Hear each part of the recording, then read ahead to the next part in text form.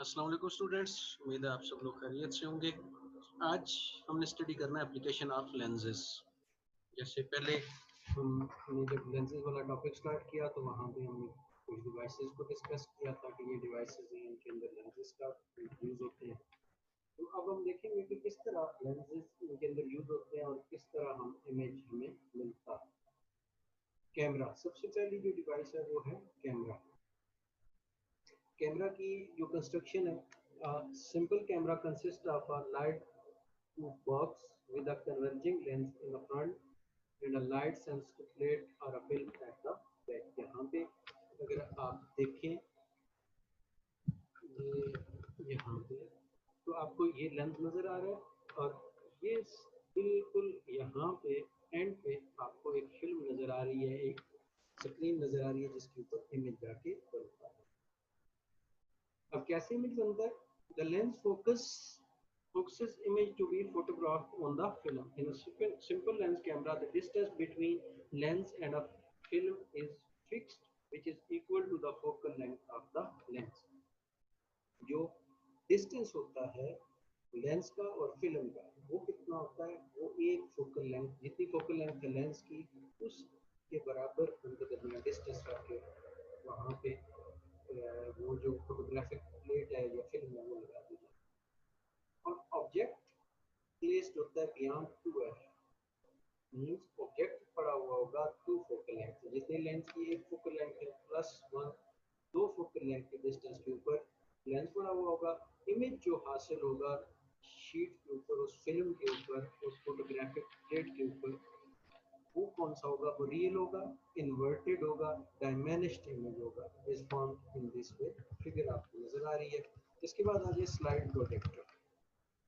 Slide projector जो कि cinemas के अंदर यूज होता है या घरों में भी लोगों रखा होता है, स्कूल्स के अंदर पड़ा हुआ होता है। तो वो किस पर्पज के लिए यूज होता है? वो कोई आपने जैसे इंस्टीट्यूशंस के अंदर होता है तो वो प्रेजेंटेशन किसी ने देनी है, उस पर्पज के लिए यूज हो गया। लैपटॉप के ऊपर प्रेजेंटेशन बनी हुई है या किसी चीज़ को प्रेजेंट करना है बड़ा करके, ताकि पूरे हॉल में जितने बैठे हुए लोग हैं, अब एक लैपटॉप सारों को एक लैपटॉप देना या कंप्यूटर देना बहुत मुश्किल है, तो वो सारों को एक टाइम पे दिखाने के लिए फिर लगाया जाता है, प्रोजेक्टर लगा दिया जाता है। तो स्लाइड प्रोजेक्टर की जो कंस्ट्रक्शन है पहले वो देखते हैं। इसमें यहाँ पे सबसे पहले लगा हुआ है कनकेव मिरर। कनकेव मिरर्स के आगे दो प्लेनो कन्वेक्स लेंस लगे हुए हैं। ये दोनों जो लेंसेज हैं ये कंडेंसर लेंसेज है। कंडेंसर का मतलब है लाइट को मजीद फोकस दरमियान में यहाँ पर स्लाइड यूज होती है।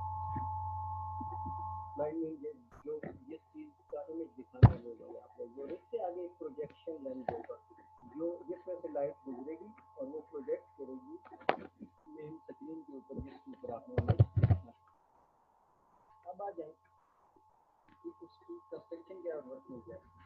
The light source is placed at the center of curvature of a converging lens or a concave mirror। सबसे पहले क्या किया जाता है? इसमें sorry concave mirror concave mirror use होगा, converging mirror। converging mirror के दरमियान में ये आपको नजर आ रहा होगा ये पॉइंट, ये यहाँ पे आपको लाइट सोर्स पड़ा हुआ नजर आता है जो लाइट फॉल करवाते हैं इसके ऊपर, इस मिरर के ऊपर। ये मिरर यहाँ से क्या करता है? रिफ्लेक्शन देता है बैक की तरफ, इन लेंसेज में से लेके गुजरती है, इस स्लाइड के ऊपर पड़ती है और इस स्लाइड से पास करके इस लेंस की प्रोजेक्शन लेंस के अंदर जाती है, प्रोजेक्शन लेंस से स्क्रीन के ऊपर चली जाती है। The concave mirror is used to reflect light back entirely parallel where the condenser is made up to two converging lenses that reflect the light, so all parts of the slide are illuminated with the parallel rays। ये condenser lens इसलिए बनाए जाते हैं ताकि light को मजीद जो है वो इल्यूमिनेटेड बनाया जाए, उसको मजीद रोशन किया जाए ताकि वो क्लियर इमेज हमें नजर आए।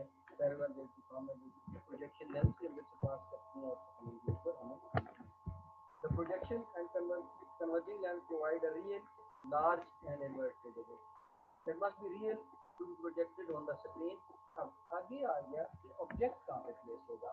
द स्लाइड, स्लाइड मैंने आपको पहले बताया कि ये वो चीज़ है जिसका इमेज हमने हासिल करना है। तो इसको एज ऑब्जेक्ट ट्रीट किया, must be place between focal length and two focal length, ये फोकल लेंथ और टू फोकल लेंथ के दरमियान पड़ी हुई होगी, ये पड़ी हुई होगी। जब हमने पीछे इमेज फॉर्मेशन देखी थी तो वहाँ पे आपको मैंने मेंशन किया था दो केसेस का कि जब ऑब्जेक्ट पड़ा हुआ होता है फोकल लेंथ और टू फोकल लेंथ के दरमियान में, तो उसका इमेज हमें जो मिलता है वो लार्जर इमेज मिलता है, ऑब्जेक्ट की साइज से बड़ा इमेज मिलता है। So as we produce large real and inverted image, because the image is inverted, the slide must be placed upside down and literally inverted so that we can see the image properly. उसके बाद आ जाए photographer enlarger. Photographer enlarger एक device होती है जो छोटे बच्चों के लिए, आपने देखा होगा एक कैमरा होता है जिसके अंदर छोटी छोटी तस्वीरें लगी होती हैं और एक बटन होता है, वो दबाते हैं लेंस में से देखते हैं तो आपको वो चीज़ें, वो छोटी छोटी पिक्चर्स में वो मिलती हैं। पीछे की बात जिसकी आती है वो डिफरेंट पिक्चर्स होती हैं, कुछ एनिमल्स की होंगी, कुछ किसी प्लेस की होंगी, पहाड़ों की होंगी, या इस तरह जो छोटा सा कैमरा होता है उसके अंदर लेंस में से आप देखते हो और साथ में बटन दबाते जाते हो, नेक्स्ट पिक्चर आती है, वो आपको देखने में बिल्कुल छोटा सा लैंग्वेज होता है, उसके अंदर छोटी छोटी पिक्चर देखते हैं, लेकिन जब आप उसके अंदर देखते हो तो आपको बड़ी पिक्चर नजर आती है, आपको क्लियर व्यू नजर आता है, ये कौन सी पिक्चर है, इसके अंदर कौन कौन सी चीजें क्लियर नजर आ रही है। तो ये वो तरह का फोटोग्राफर एनलार्जर है, फोटोग्राफर एनलार्ज करने के लिए यूज होता है। ये सेम इसका जो प्रोसेस है वो प्रोजेक्टर की तरह का है, लेकिन वहाँ पे यूज किया गया था मिरर सोर्स से पहले, लाइट से पहले, लेकिन यहाँ पे डायरेक्ट बल्ब यूज किया हुआ है, बल्ब के आगे दो कंडेंसर लेंस लगे हुए हैं और उसके बाद फिल्म है और फिल्म के बाद प्रोजेक्शन लेंस है और आगे फोटोग्राफिक क्रिएटर पड़ा हुआ है जिसके ऊपर फोटोग्राफ हमें मिलना होता है। In the case of photographer in larger, object is placed at the distance more than focal length but less than 2x, क्योंकि हमें इमेज बड़ा चाहिए, इमेज का साइज बड़ा चाहिए, तो ऑब्जेक्ट कहाँ पे प्लेस होगा कि फोकल लेंथ और फोकल लेंथ के दरमियान है। ये बात आपको याद कर लेनी है कि प्रोजेक्टर के अंदर और फोटोग्राफर इन लार्जर के अंदर ये कोई भी ऐसी डिवाइस है जिसके अंदर हमें बड़ा इमेज लेना है, जिसमें ऑब्जेक्ट काफी बड़ा होगा, फोकल लेंथ और फोकल लेंथ के दरमियान। The working principle of photographers in larger is basically as the same that the slide projector. ये दोनों एग्जैक्ट हैं। It uses convex lens to produce a real image, magnified and inverted image of the film from the photographic. अब आ जाए simple microscope. Simple microscope वो magnifying glass होता है जो doctor के पास जाओ या पास दिखाने वाला वो जो मूवी पहली बार देखेंगे पास पड़ा होता है, वो हाथ के ऊपर एक हैंडल सा होता है और आगे एक लेंस लगा होता है बड़ा सा, उसको सिंपल माइक्रोस्कोप बोलते हैं, एक ही लेंस उसके अंदर लगा हुआ होता है। Magnifying glass is a convex lens which is used to produce a magnified image of small objects. Hence, it is called a simple microscope. ये यहाँ तक उसकी डेफिनेशन होगी। फिर इसके बाद object is place near the lens, near to the lens that the principal when the principal focus such that the upright, virtual and magnified image is seen clearly at 25 centimeters from the 25 centimetre normal distance है जिसकी तरह मुझे image नजर आता है। अगर आप यहाँ पे देखो लेंस पड़ा हुआ है, लेंस से आगे यहाँ पे ऑब्जेक्ट पड़ा हुआ है, उसके दरमियान लेंस और ऑब्जेक्ट के दरमियान जो एंगल है उसे थीटा डैश से रिप्रेजेंट किया हुआ है। ऑब्जेक्ट की जो हाइट है वो एच ओ। अब ये कहाँ पे पड़ा हुआ है, यहाँ पे देखें ये फोकल लेंथ, फोकल लेंथ से कम डिस्टेंस पे पड़ा हुआ है। तो जब हमने लास्ट वाला इंफॉर्मेशन में देखा था जो रे डायग्राम थी, उसमें क्या बताया गया था कि अगर ऑब्जेक्ट फोकल लेंथ से कम डिस्टेंस में जो पड़ा हुआ है तो उसका इमेज जो बनेगा वो वर्चुअल होगा, लार्जर इमेज बनेगा, बड़ा इमेज बनेगा लेकिन वर्चुअल इमेज। तो यहाँ पे रेस्टेड होगा, लार्जर होगा लेकिन वर्चुअल इमेज होगा। तो ये यहाँ पे वन फोकल लेंथ से कम जो पड़ा हुआ है, तो यहाँ पे देखें आपके पास वर्चुअल इमेज बना, एच आई जिसकी हाइट है, लेंस और इमेज के दरमियान जो डिस्टेंस है उसको डी से रिप्रेजेंट किया हुआ है और जो ऑब्जेक्ट और लेंस के दरमियान डिस्टेंस है उसको डी टू से रिप्रेजेंट किया हुआ है। ये रे डायग्राम है ये वाली इसकी सिंपल माइक्रोस्कोप की। अब इसके बाद आ जाए मैग्नीफाइंग पावर। बातें मैं मैग्नीफाइंग पावर की करते हैं और मैग्नीफाइंग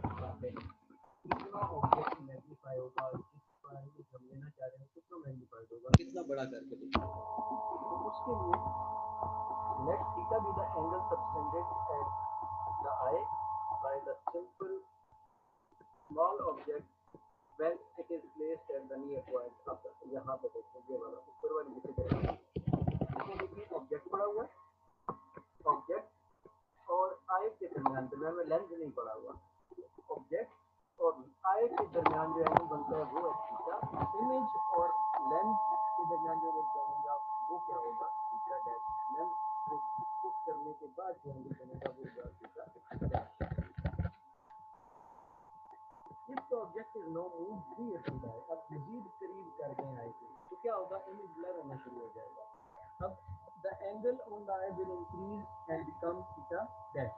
ऐसा ऐसा जब करीब मूव करते जाएंगे तो एंगल क्या हो जाएगा, बढ़ता जाएगा और वो हो जाएगा थीटा डैश। लेकिन इमेज क्या होता जाएगा, क्लियर नहीं होगा, ब्लर होता जाएगा। नीचे लिखा हुआ है I will not be able to see it clearly. In order to see the object clearly, हम क्या करेंगे, वो फुल का कन्वेक्स लेंगे। यहाँ पे देखिए फर्स्ट एम है, कोई ऑब्जेक्ट और आई के दरमियान कोई लेंस पड़ा नहीं पड़ा हुआ है, लेकिन जो ऑब्जेक्ट को आई के करीब करते जाएंगे एंगल बढ़ता जाएगा या एंगल बड़ा होता जाएगा, अच्छा अच्छा लाइन ये ऊपर होती जाएगी और एंगल बढ़ता जाएगा।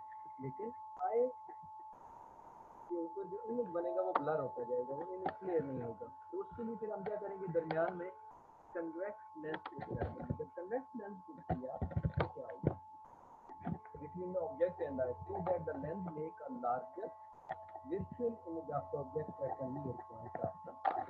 In this way, the object will appear magnified. इस तरह आप object को lens use करके magnify कर देते हैं।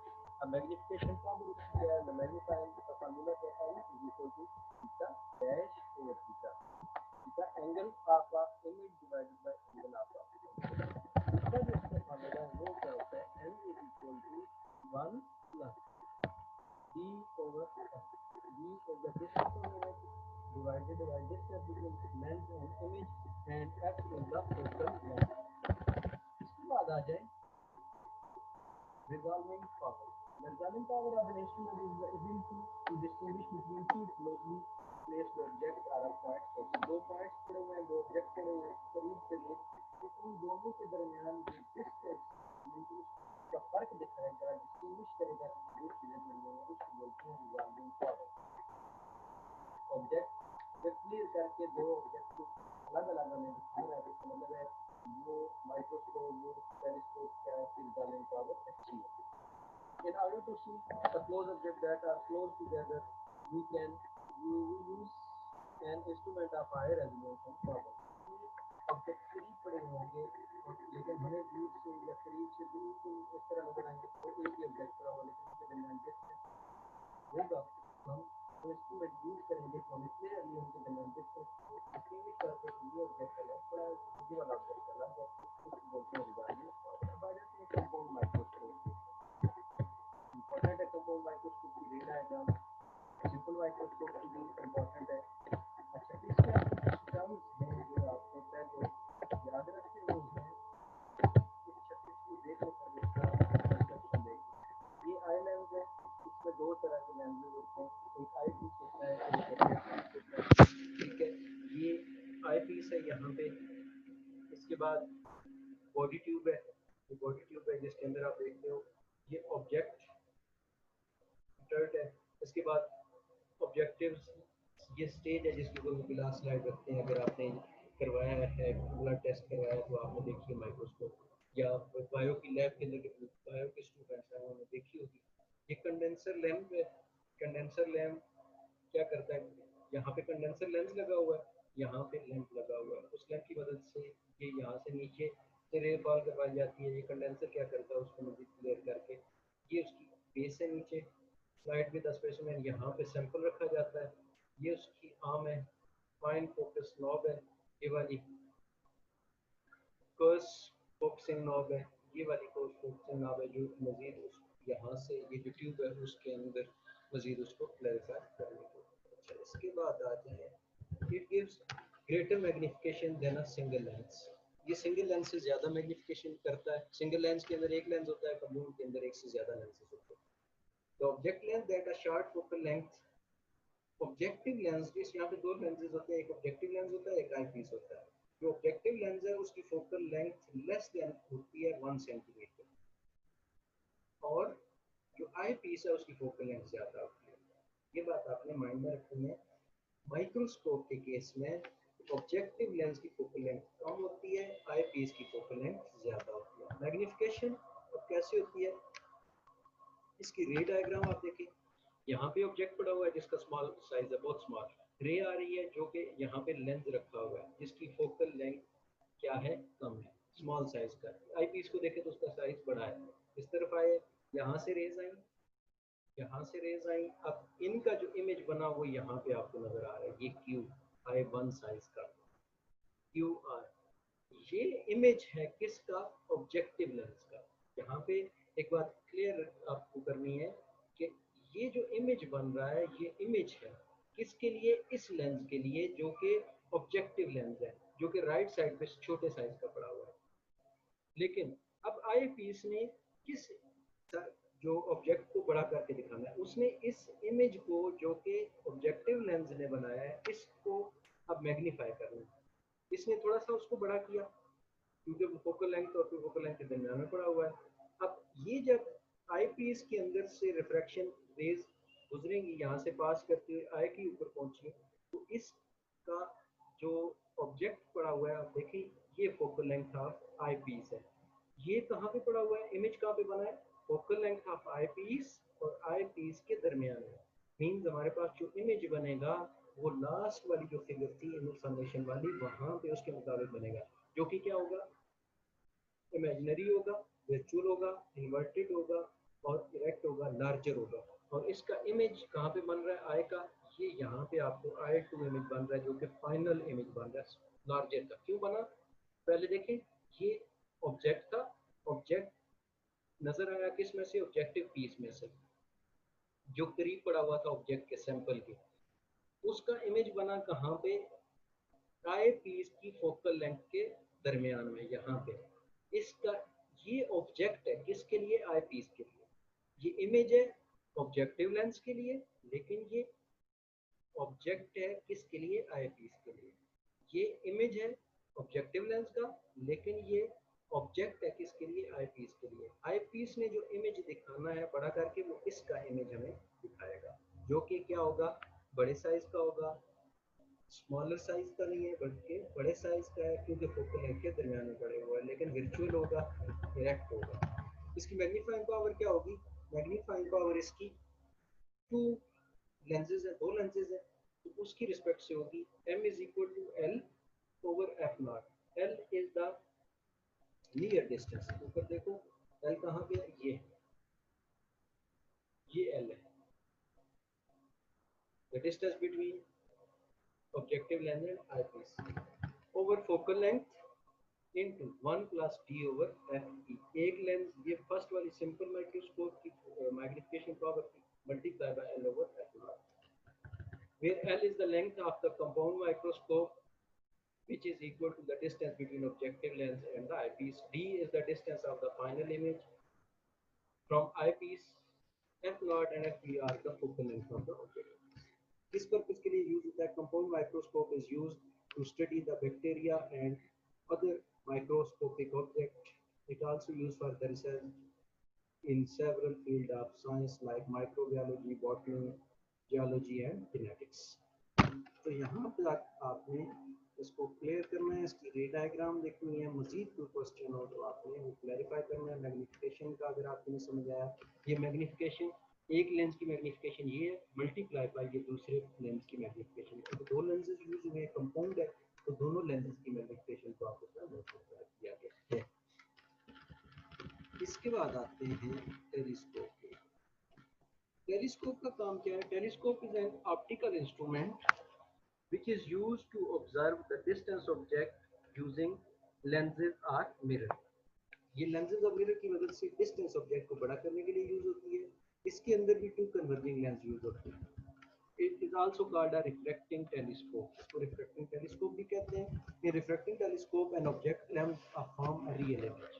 Objective lens जो है वो form करता है real image of the distance object while an eyepiece form a virtual image. Same वही formation बना रहा है जो कि माइक्रोस्कोप में। माइक्रोस्कोप में भी जो ऑब्जेक्टिव लेंस है वो रियल इमेज बनाता है, लेकिन जो आई पीस है वो क्या करता है, वो वर्चुअल इमेज बनाता है, बड़ा इमेज बनाता है। इसमें भी सेम है, ये उसकी आपने ये नॉर्मल जो आपको नजर आती है टीवी टेलीविजन के ऊपर या आपके पास होगी, वो टेलीस्कोप इस तरह की होती है। ये फिगर आपने नहीं बनानी, ये बात आपने ध्यान में रखनी है कि ये वाली फिगर नहीं बनानी।